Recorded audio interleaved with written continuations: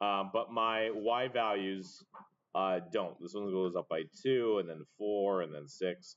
So if you look at the ratios of x and y, or the ratio of change in y over change in x, 2 divided by 1 is 2, 4 divided by 1 is 4.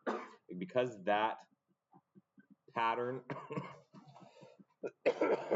well, because it's not the same every time, because it's an increasing thing, this guy is not going to be linear. So then 6 had you graph. I did tell you that there was one chart you had to take backwards, one chart that you couldn't graph because it wasn't going to fit on the grids provided, and then one that you definitely could draw. This is the one that is not going to fit anywhere.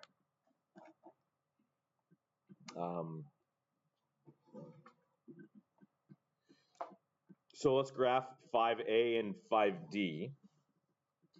To graph 5a, we have to go back negative. So your graph should look like this. The point 1 and 4 is going to be on there. The point 2 or 0 and negative 5 is going to be on there. And then either way, we still have to extend our graph up or down a little bit because we have to go down to -1, -14, or 2 and 13. This will probably be the easier one to get to. So 2 and 13, if that's 10, that's 11, 12, 13. We just extend the graph a little bit. It's going to look like that. And then those 3 dots, looks like a straight line to me. Technically speaking, we should be using a ruler for this. But there it is. So that's going to be 5A. 5B we're going to skip. 5D I'll toss up here. I did tell you there was one you could skip. 5D is going to be 1 and 3, 4 and 5. Is that guy there? 7 and 7 is right there. We could do another one if we wanted to. 10 and 9 is right there. Looks linear to me. So we're just going to connect the dots and call it a day. There's the graphing of 5D.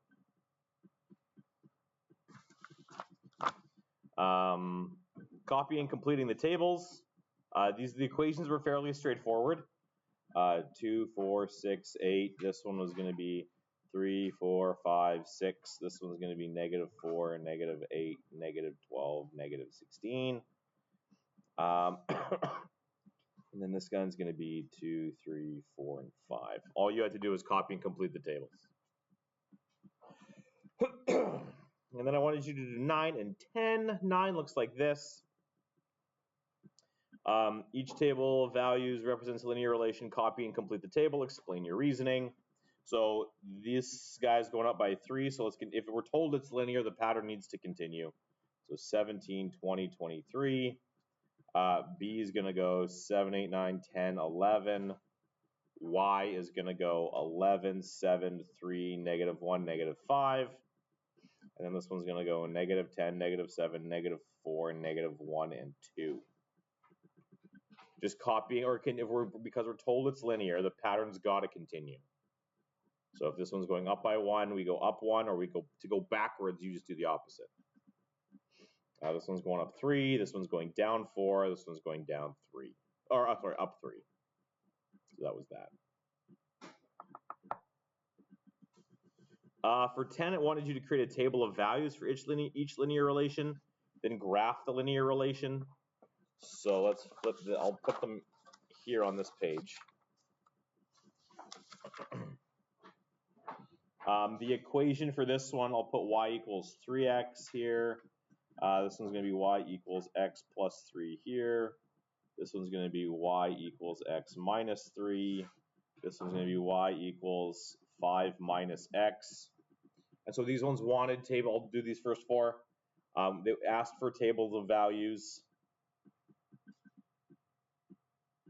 Right. It asked for a table of values for values between. It said -2 and 2. I opened up to -5 and 5, just to give you some space to work with. But none of them have fractions out in front of the x, so it doesn't matter what values you pick. If you pick negative, for some reason when I looked at it in my head, I thought it did, but it doesn't. So you can pick values of -1, 0, and 1 for each one of these things. -1, 0, and 1. negative 1, 0, 1. X, Y, negative 1, 0, 1. X, Y, negative 1, 0, and 1. Then we can plug everything in. That's going to be negative 3, 0, and 3. This one's going to be 2, 3, and 4. This guy's going to be, if I'm plugging values, these values in for X, I'm going to get negative 4, negative 3, and negative 2. And then over here, I'm going to get 5 minus X. 5 minus negative 1 is 6. 5 minus 0 is 5, and then 5 minus 1 is 4. So now I've got things that I can graph. Negative 1, negative 3 is there, there, and there. So this one's going to look like this. This one's going to look like, no, guys, just walk in, don't say anything, because you're late. Just get your stuff out, don't talk. 1 and 4 is going to look like that. This guy's going to look like negative 1, negative 4, 0, negative 3, and 1, negative 2. So that guy's going to be down there. This guy's going to be at negative 1 and 6, 0 and 5, 1 and 4. So that guy's going to be there. And then I've got 2 more on the next page. Any questions about these? I know I'm going fast, but any questions about these? You're picking values, you're plugging them into equations, finding values, plotting those points. Okay, if there's nothing. The last 2 equations are, they look like this. 1 minus y equals 1 minus 4x, and this last one is y equals negative 2x minus 3. And again, there are no fractional values in front of the x, so we can pick simple values for x, x and y, x and y. When you can, negative 1, 0, and 1 are always nice numbers to pick. For this guy here, if x is negative 1, I plug it in here. I'm going to have negative 4 times negative 1 is going to be positive 4, and then plus 1 is 5. If I plug 0 in here, I'm going to get 1 minus 4 times 0 is 1. And then here I'm going to get 1 minus 4 times 1. So negative 4 times 1 is going to be negative 4. 1 minus 4 is then going to be negative 3. So negative 1 and 5 is going to go there. 0 and 1 goes there. 1, negative 3 goes right there. So that guy's definitely linear.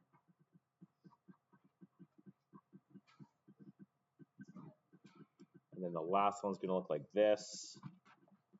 Negative 1 times negative 2 is positive 2 minus 3 is negative 1.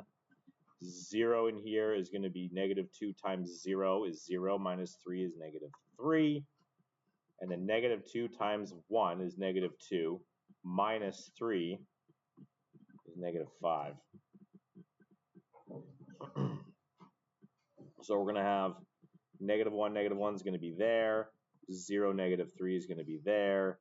1, negative 5 is going to be there. So if something looks like this.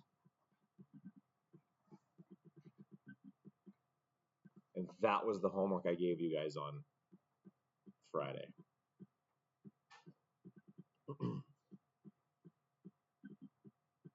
Okay.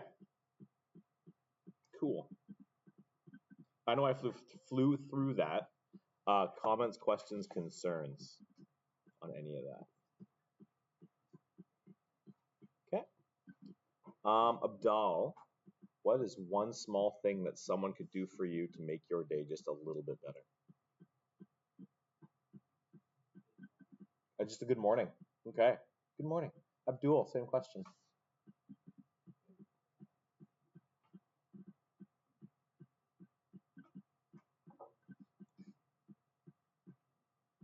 You're not sure?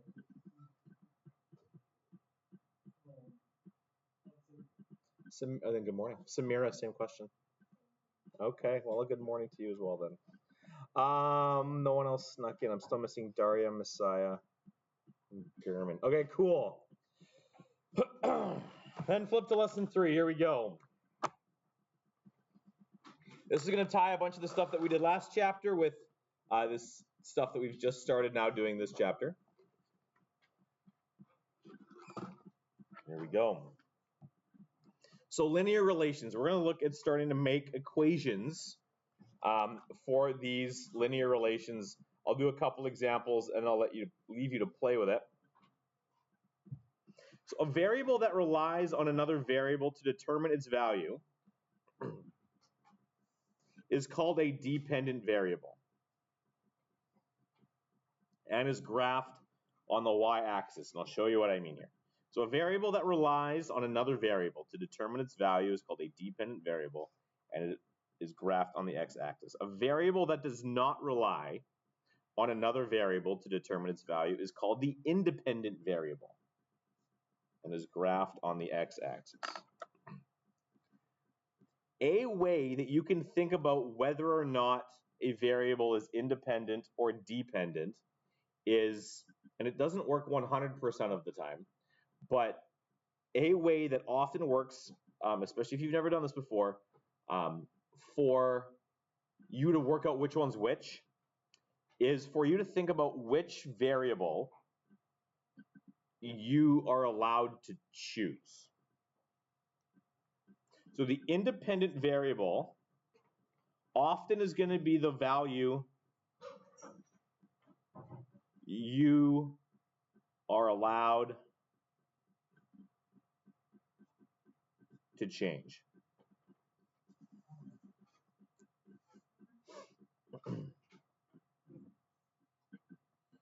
So going back to the example I gave you guys on Friday, you go buy pizza.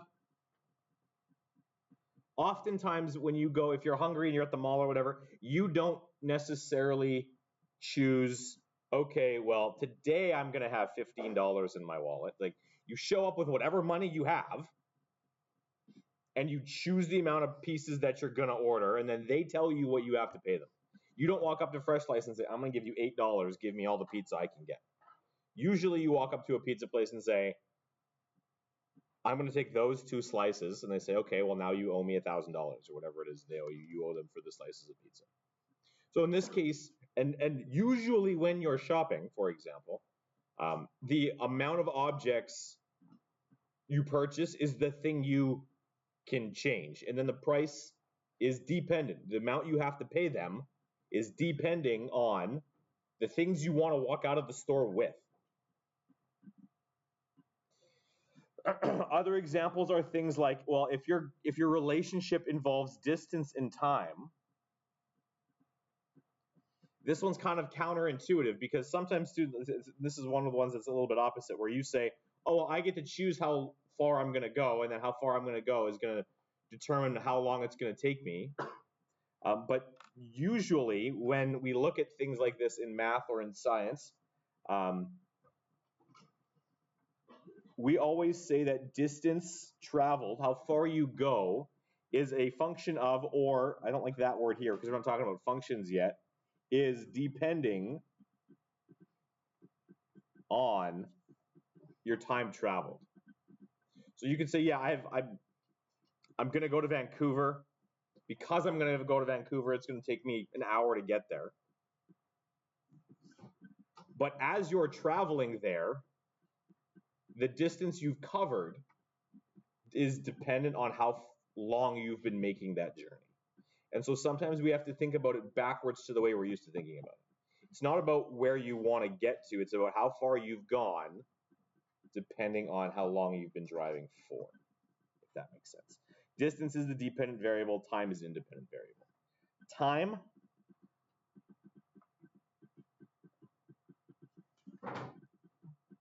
%98 of the time is going to be an independent variable. Everything depends on time. You don't get to control time. Time is going to go at 1 second per second until the universe explodes.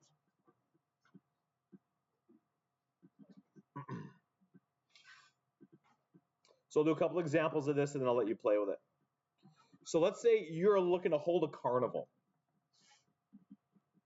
Profit in dollars. So like, and for those of you who don't necessarily know what profit is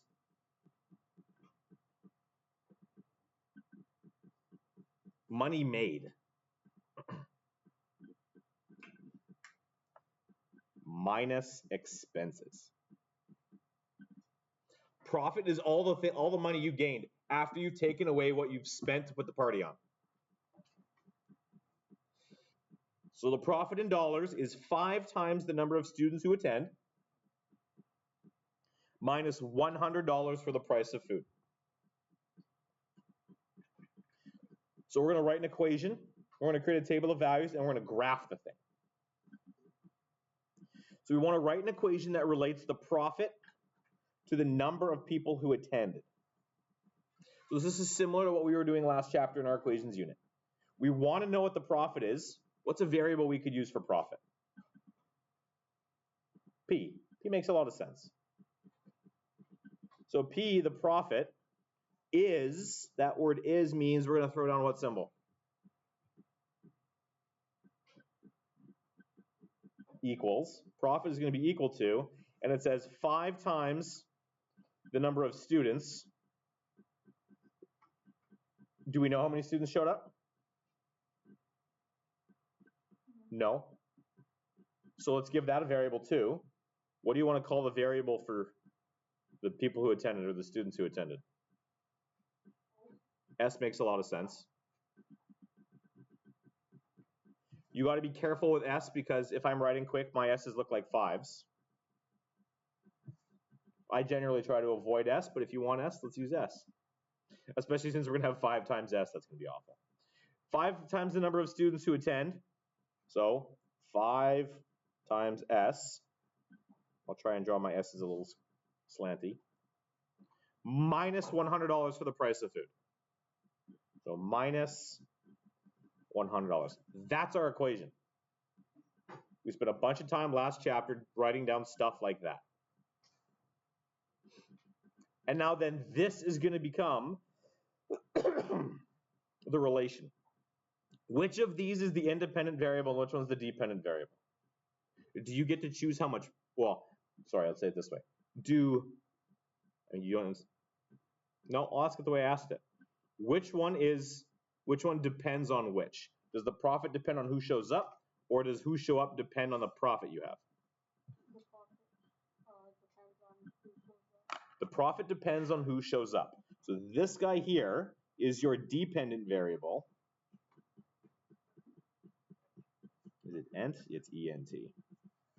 That's your dependent variable because you don't get to control your profit. You can just try and get people to your party. This guy here is going to be independent.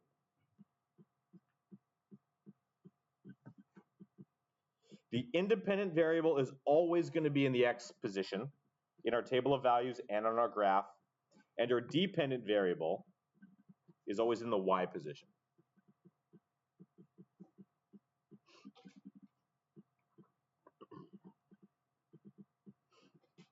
So I'm actually going to, where it says independent X and dependent Y, I'm going to change this over here. I'm going to put it on the side. This is going to be representative of profit. This guy over here is going to be representative of students, if I could spell it properly on a Monday morning. Students is going to be independent, profit's going to be dependent. This is the equation. The equation that we've created is the one that we're now going to put values into. What values does it make sense to choose for this given situation? There are some values that don't make sense based on the context of the problem. What values make sense? Awesome, Joe. Positive numbers. It doesn't make sense. You cannot have negative people show up to your party. Either nobody shows up to your party or someone shows up to your party. People don't just spontaneously exist and then leave your party. That's what it would mean to have negative people. So for this one, choosing values here, you want to be careful how you choose them. Choose values that make sense for the problem. For example, no negative people.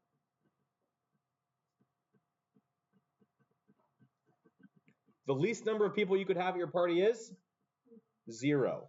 So that's where we're going to start. If I plug 0 in there, 5 times 0 is 0. And then 0 minus 100 is going to be negative 100. So if nobody shows up, you've lost $100 is what that means. Negative profit is money you've lost.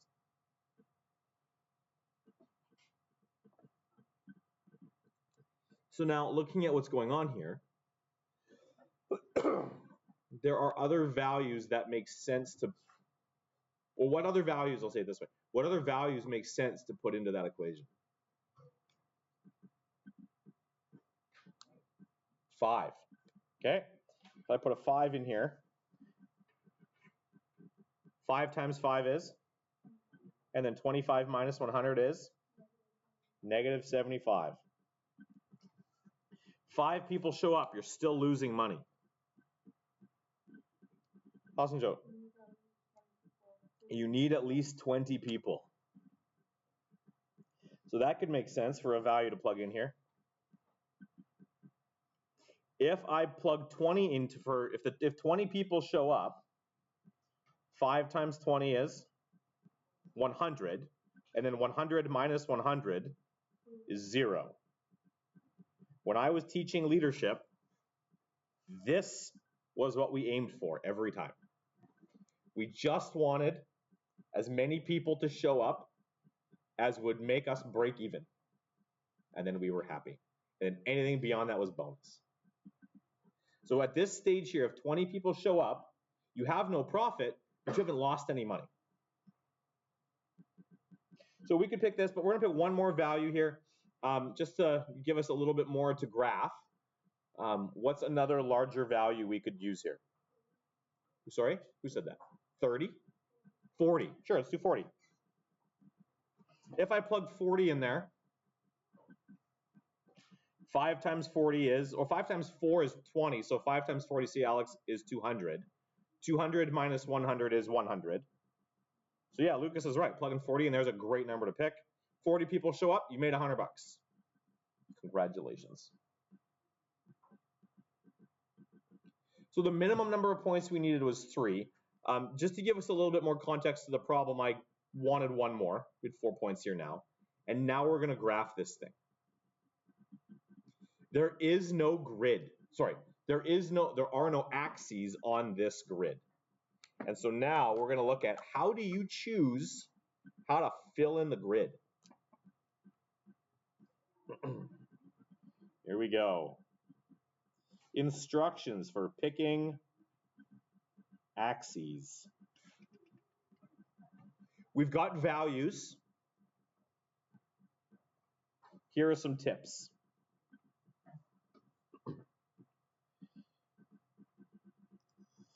It says it up here already, so I'm not going to write it down again. But whatever your independent variable is going to be your x. X goes left to right. Anything that's dependent is going to go to y, so up and down. So when you're picking your axes, you want to make sure that you want to use at least half the graph. So we want to use at least half this grid to graph this thing. You must have, how do I want to say this? Sure, I'll use this. Consistent spacing. Means the spacing needs to be equal for the same amount of values you're crossing. Get another one. Got a big box of them. You must have consistent spacing, and you want values on your axis to be, and I'm going to put this in quotes, good. There are good and bad values to use when labeling your axes. Good values are things like going up by ones. Going up by ones are really nice. Does it make sense to go up by ones for this problem?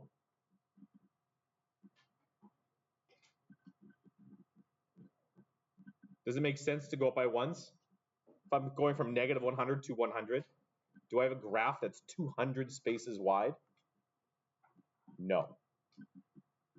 So ones are good, twos are good, because twos can be cut nicely in half. For the same reason, fours are good. We want to avoid 3 like the plague. Stay away from 3. And any multiple of 3. 3, 6, 9, 12s, all bad. 1s, 2s, 4s, 5s are okay, 10s. And then multiples of some of these things. If you're going up by 10s, 20s will work too. If you're going up by 5s, 25s could work. So depending on the values that you've got here in the problem, how you pick your axes is going to change. So if we look at our data, because we're not allowed to have negative values in the x direction, I'm going to put my y-axis right on the edge of the page. Because I can't have negative values, I don't need anything to the left of that value.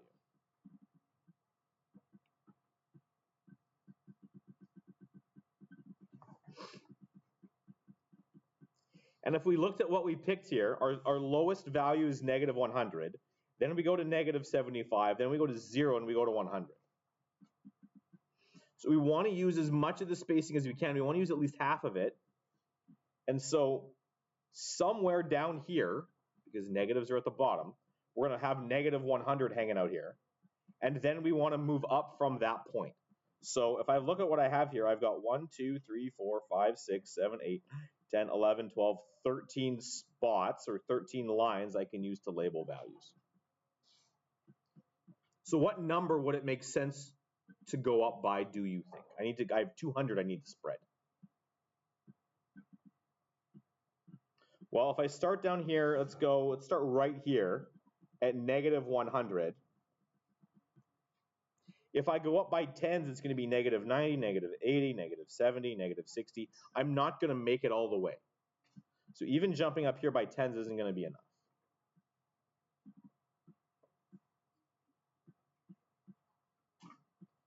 Looking at these values here, what is a nice number that we could use that divides these guys all nicely?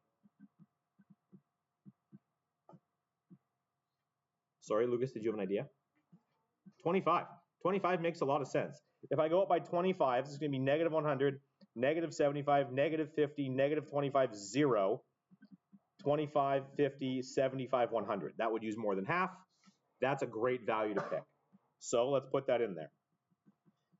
Negative 75, negative 50, negative 25, 0, 25, 50, 75, positive 100.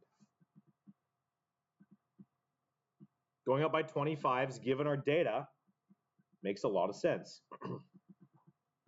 And so wherever our 0 is, that's where the x-axis goes.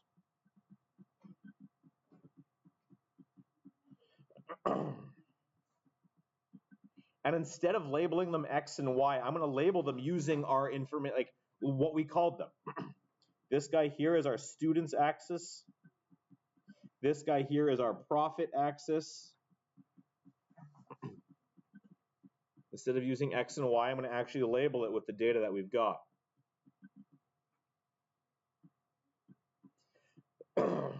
And now our independent values go 0, 5, 20, and 40. So what would make sense to label these lines here? Do you think? I've got lots of data, or lots of not lots of data. I've got lots of grid space. 1, 2, 3, 4, 5, 6, 7, 8. 1, 2, 3, 4, 5, 6, 7, 8, 9, 10, 14, 15, 16, 17, 18, 19, 20. I have 20 grid slots. How could we number this? Jacob, did Lucas have a suggestion? Sorry? Yeah, we could go by fives. Fives would work. Fives would take us, if we need to get up to 40, that's only 8 lines. 1, 2, 3, 4, 5, 6, 7, 8. So if we wanted to spread it out a little bit, we could make it a little bit easier and say every 2 lines is 5. You don't have to go up every square. You could make, to use up a little bit more space, if, as Jacob has decided, going up by 5s makes a lot of sense given our data. And we can spread it out. So let's call every 2 of these lines 5. I like that. 5, 10, 15, 20, and we're going up by the same amount every time. 2 jumps is 5, 2 jumps is 5 more, 2 jumps is 5 more, 2 jumps is 5 more. 25, 30, 35, 40. So you have something looks like that. And now, only at this point, can we plot our data. So 0, negative 100, that point is right down there. 5 and negative 75 is right there. 20 and 0 is right here. 40 and 100 is right here. Oh, whoops, right there. Is that data linear?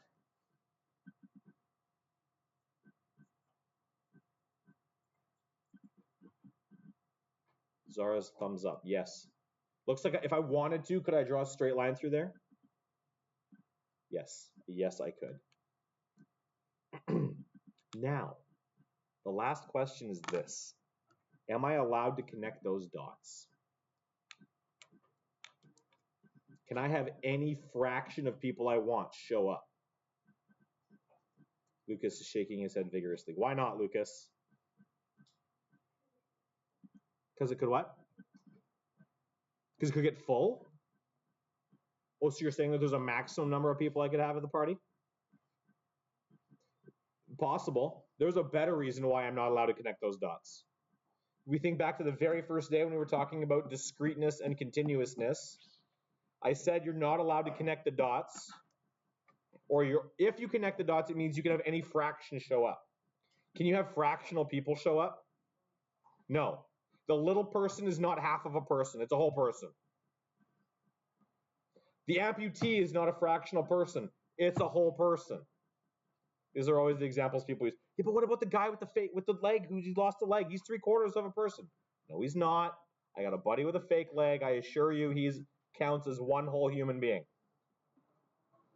Okay? So we don't connect. We could put more dots here. We could put dots at 10 and 50. We could flush it out a little bit more to give a better idea what's going on here, but no, we are not allowed to connect the dots. Does it make sense to join the points? No. No fractional people.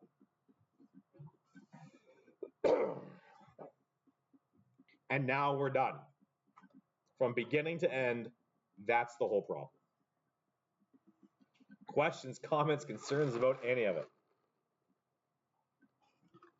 Feels like a lot to throw down on a Monday morning. Okay, if there are no questions, flip the page.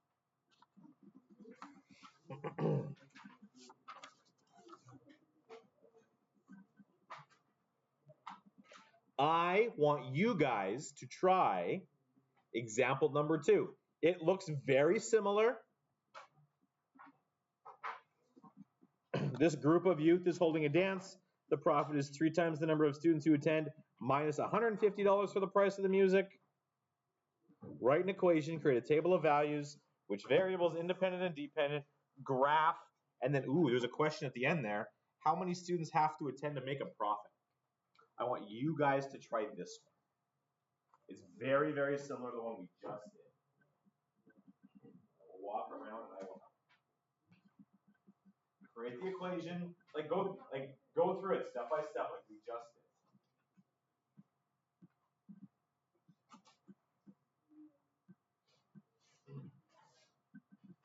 You have to reference back, reference back. Yes, sir. Yeah, do what you gotta do, Sean. Acom, you may, Acom, I want you to try this guy first. This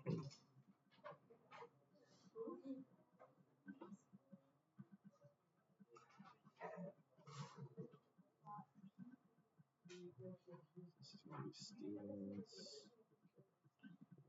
profit, 0 and negative 150.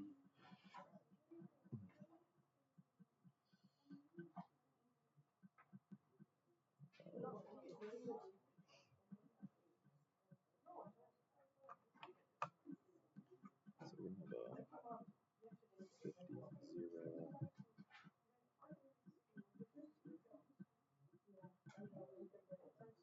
25, negative 75, 10 and negative 120, 75.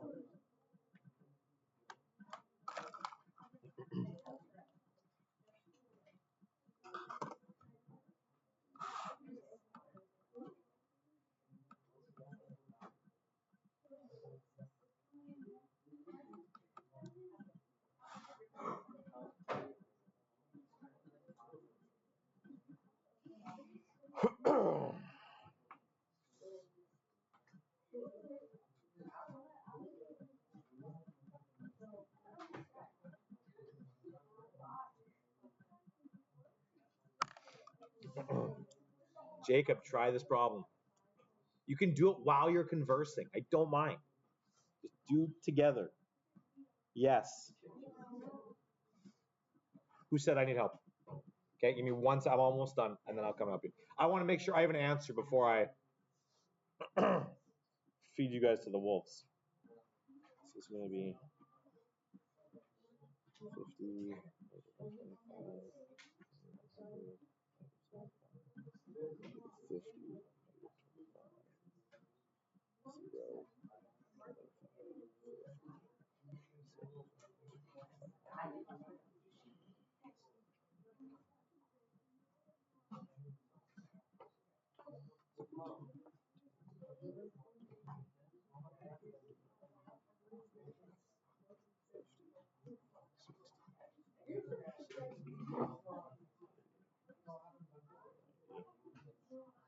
$100.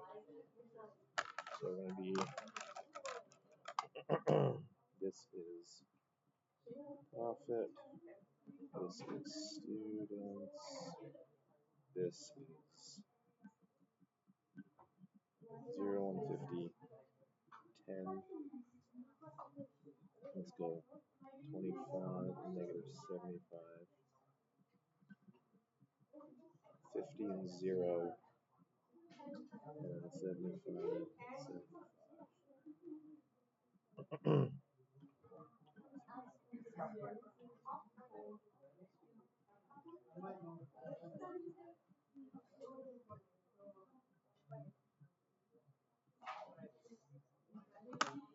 Okay. Okay, Lucas. Right? I signed those.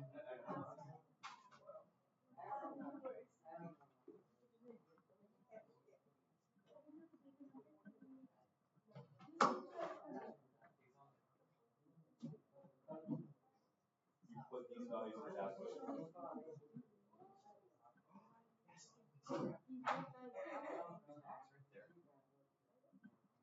We did zone out, yeah. So like for this one, we kick these values. But some of these values we actually take low. 0 is always going to be 5. 0 is 5. 0 minus 0.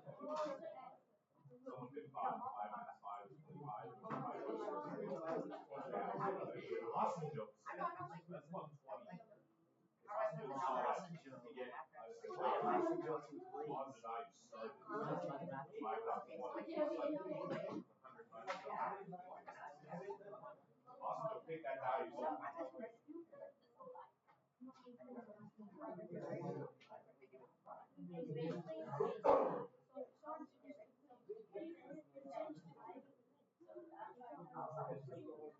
How you doing, Justice?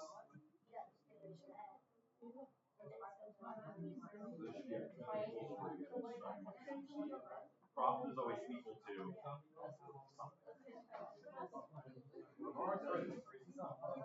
One fifty, you're right. 3x minus 150. But profit equals, set it up exactly the same way we set up. How we do it? Or throwing big values. It's very different from, yes, it's very different. What value did you pick? Why? 3. And what's 9 minus 150?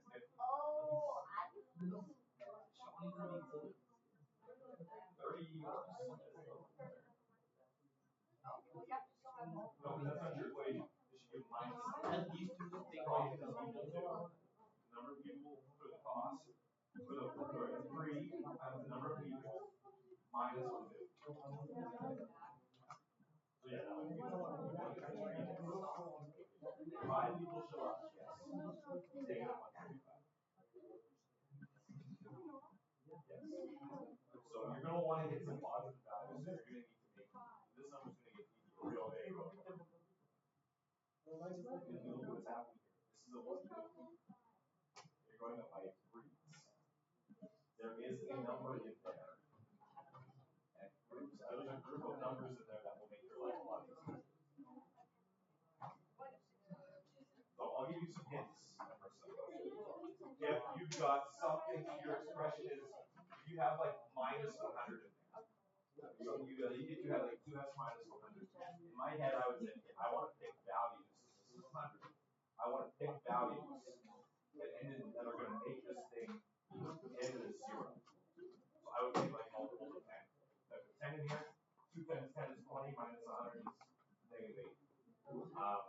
20. 2 times 20 is 40. Yes, minus 100 is negative 8. So I'm going to pick numbers. They're getting big. 50.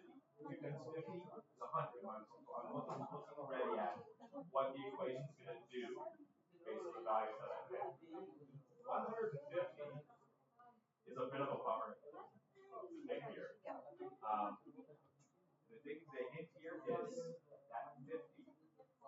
cut really nicely by 25.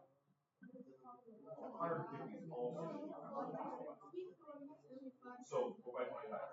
So I'm going to pick, if I'm looking at that equation, I'm picking values of multiples of 25, 25, 50, 75, because that's what's going to give me nice values here. Does that make sense?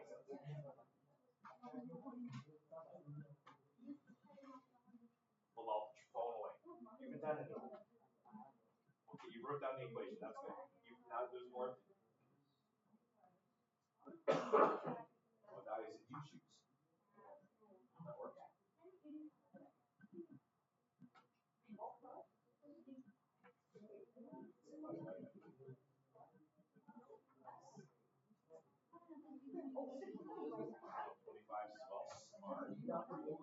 So you put 10 here. 2 times 10 is 30. Minus 150, which should be 120. So if it's 3 times 10 is 30. 30 minus 150.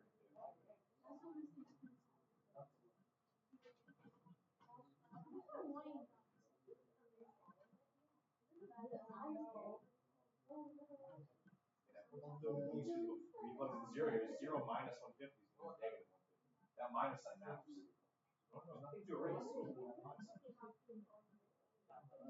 30 minus 150, negative 150. We went by 1.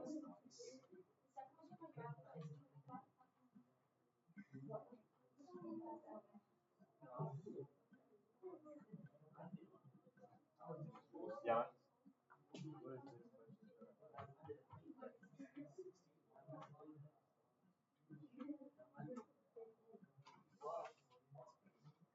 You grab. Where's y equals 2? Okay. What kind of line is that? If you have so all of the equations that have y equals, these first 3, y equals y equals y equals. All of those lines are working out like, right? Can you kind of linear? What kind of straight? Yeah.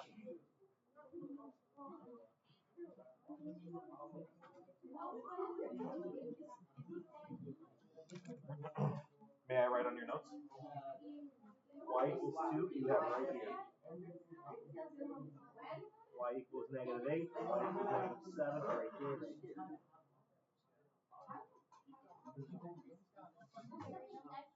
Really clear. All the lines that have y equals and then a number look like this. All your x equals.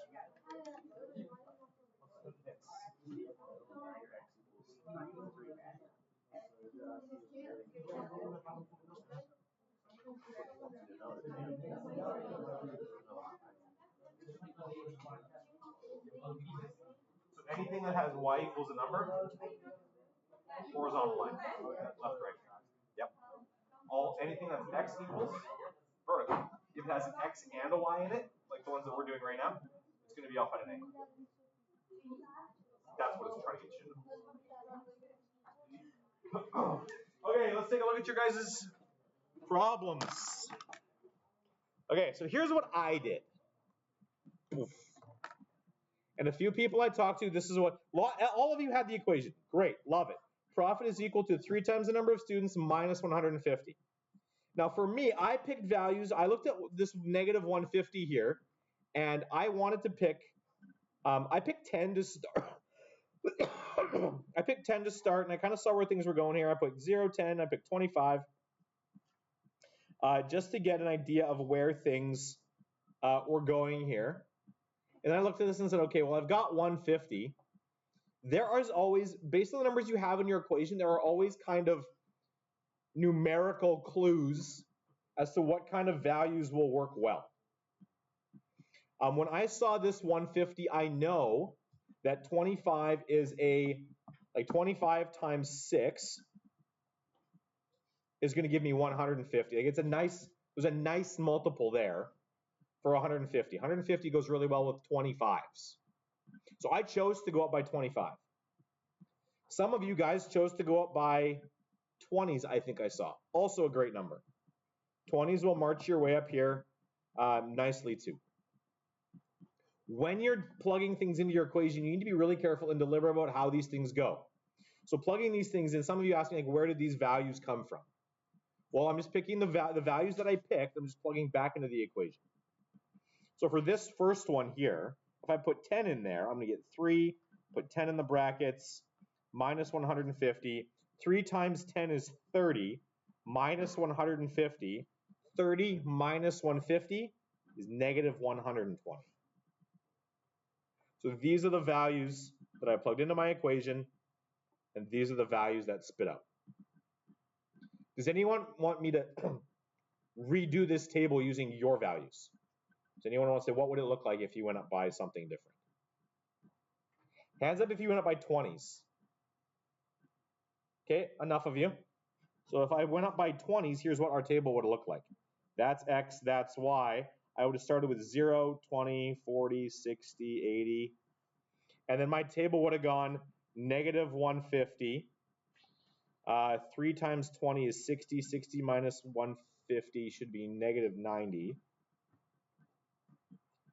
40 would have been 40 times 3 is 120. 120 minus 150 is negative 30. 60 times 3 is 180. 180 minus 50 is now positive 30. And then 3 times 80 is 240. 240 minus 150 should be 90. So then that's what my data would have looked like if I went up by 20s.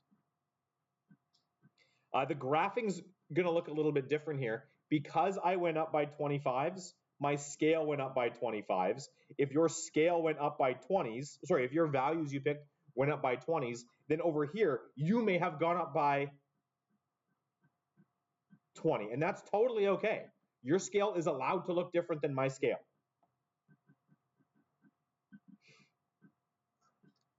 however you chose to make that work. This is what my graph ended up looking like. I chose to have every line on my y-axis or my profit axis go up by 25, and I chose, because I wanted to spread my data out, I wanted to go up by tens, and I wanted to have it so that actually every 2 lines was 10. So really, I guess what I did was I went up by 5s. Every line I made another 5. 5, 10, 15, 20, 25, 30, 35, 40. I wanted to spread out my number of people. And by going up by 5s, I could see that I ended up here at 100. Nicely covered the whole spread. So that's how I chose to set this thing up. The answer to does it make sense to join the points? No. I'm not allowed to have fractional people. If I'm allowed to have fractional money, you can have whatever fraction of money you can get down to, but no, I'm not allowed to have fractional people. So because one of them is not allowed to be fractional, I can't connect those dots. And then the last part of the question was down here, how many students have to attend to make a profit? Well, the number of students that have to attend to make a profit is as many one more student than what makes this thing equals 0.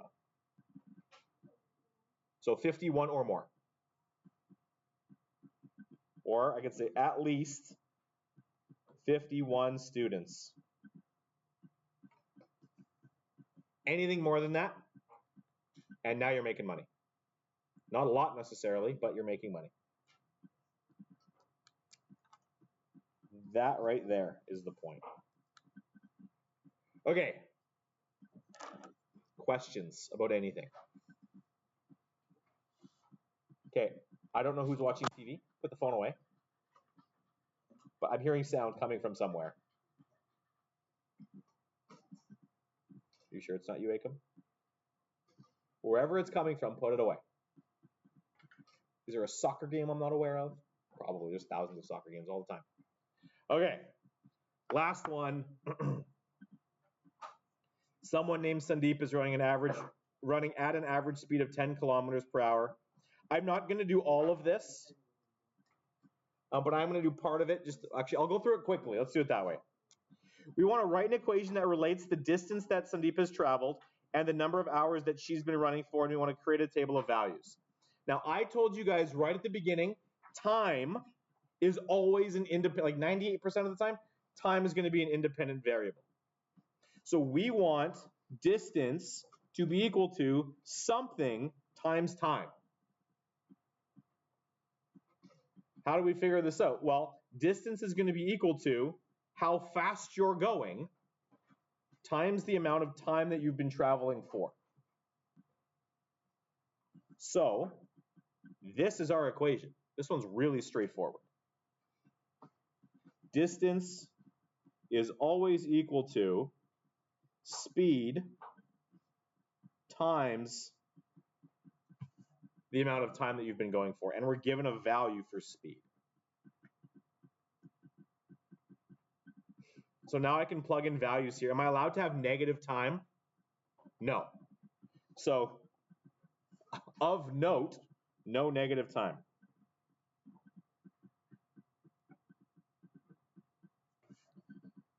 So then our independent variable is time.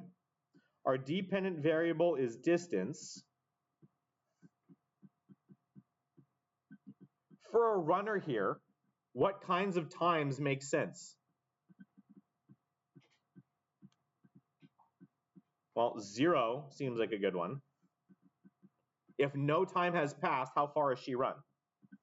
0. Love that. 0, 0. What kind of numbers make sense for time? For a runner.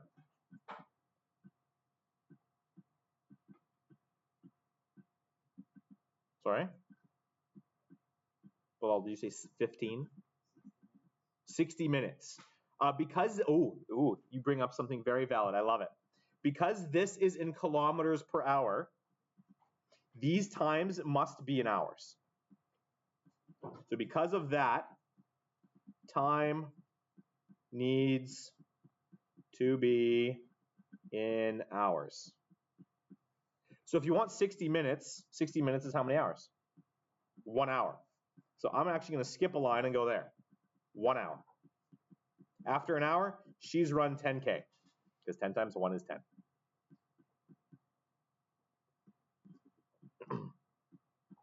What other kind of values could make sense to put in here?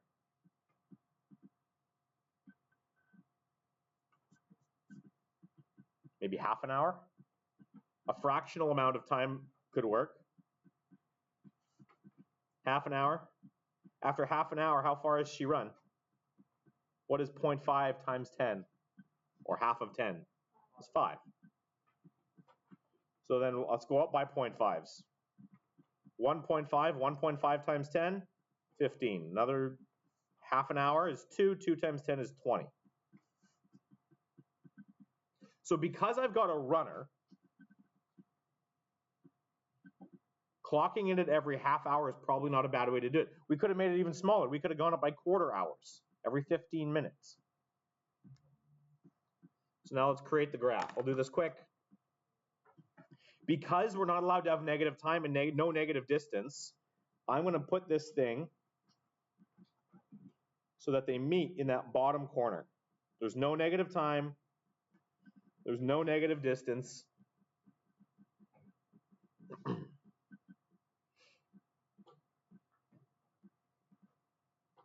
And I've got lots of space and she's not moving very far. So I'm going to tell you that in order to spread this out, I'm actually going to take my hour and I'm going to call that 4 squares down here at the bottom. I'm going to go 1, 2, 3. Yeah, 1, 2, 3. And the 4th square, I'm going to call 1. So then 1, 2, 3. The 8th square, I'm going to call 2. 1, 2, 3, 4. It's going to be 3. I'm spreading out this because time makes a lot, like, and what I've done here is that then if 1, 2, 3, 4 squares is 1, that means 2 squares is a half, and then the off squares are quarters. So by calling the 4th line 1, that means that every line is going to be a quarter. That's how I've chosen this. And then looking at the grid going upwards here, I want to hit, I only need, my data only goes up to 20, and I want to spread it out over the graph. So what should I go up by here? Let me go by 5s. 5, 10, 15, 20 takes me to there. I go by 2s. 2, 4, 6, 8, 10, 12, 14, 16, 18, 20. I could go up by 2s. 2s are better than 5s. 2, and 2s cut nicely in half. 6, 8, 10, 12, 14, 16, 18, 20, 22, 24, 26. This unit is all of you guys who are sitting there with great math intuition are going to do really well on this unit. Because so much of it is, do you have a sense for the numbers? If you do, you're going to be golden. Okay, so 0, 0 is this spot right here. 0.5 and 5. Well, we don't have 5 on here nicely, but 5 is halfway between 4 and 6. So we're good. We can put halfway between 4 and 6 right there. 0.5 and 5. 1 and 10 right there. 1.5 and 15. Now remember, I'm going up by every 4 is a whole 1. So 1.5 is going to be halfway between 1 and 2. So, and 15 is halfway between 14 and 16. And then 2 and 20 is going to be right there.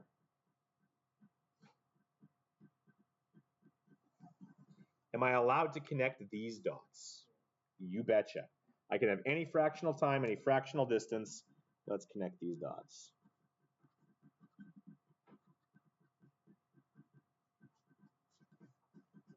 Yes. We can have fractions. And then to answer the last 2 questions at the bottom, How far does Sandeep run in half an hour? To actually use our graph to answer some of these questions, we just go to half an hour on the time axis, go up to the line, and then over. How far has she gone in half an hour? What value is this on the y-axis? At half an hour, up to the line and over, this is 5 kilometers. And then the other way, how long does it take for her to run 15? This is the kilometers, so you start at 15, you go over to the line that we just drew, and then down. How long does it take her to run 15K? What point is that on our graph? An hour and a half. 1.5 hours. And we're done. And so is class almost. So, a lot of time to go through 3 examples. I'm going to leave you with a little bit of this to play with. Flip the page. Here you go. I want you guys to do the following. On the next page, I want you to do question 13.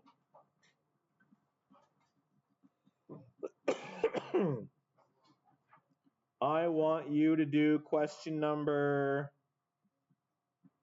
let's do 2 questions for, 2 questions or 3 questions.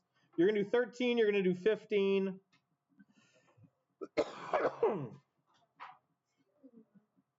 That's enough. 13 and 15. And I have graph paper for you.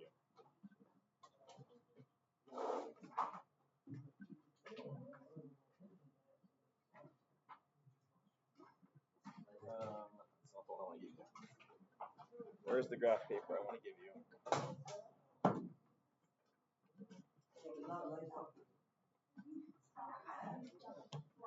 Okay.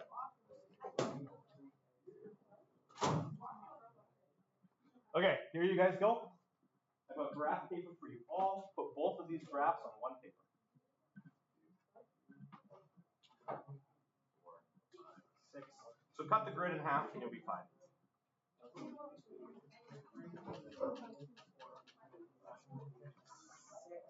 So use the time you have.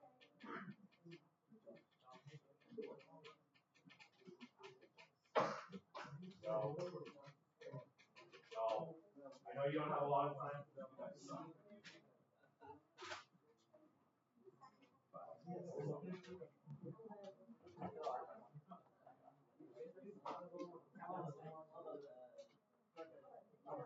There you go. Try those 2 questions. No.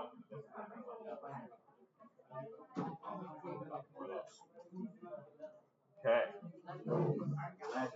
I'm out. Sorry, man. I'm out. I gave my last 0.5 away to Gershon and the other class on Friday.